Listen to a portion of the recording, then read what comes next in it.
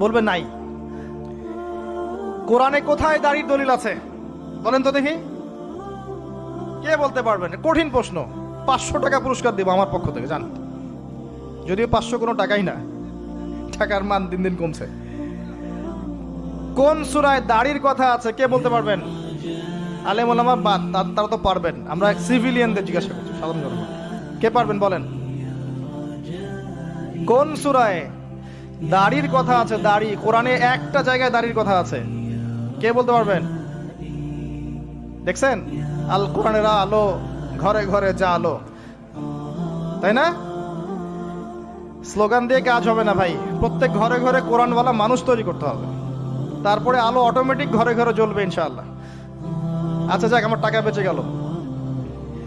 সূরা তহায় আছে, কোথায় আছে? সূরা তহার মধ্যে আছে একটা জায়গায় দাড়ির কথা আছে, সেটা হচ্ছে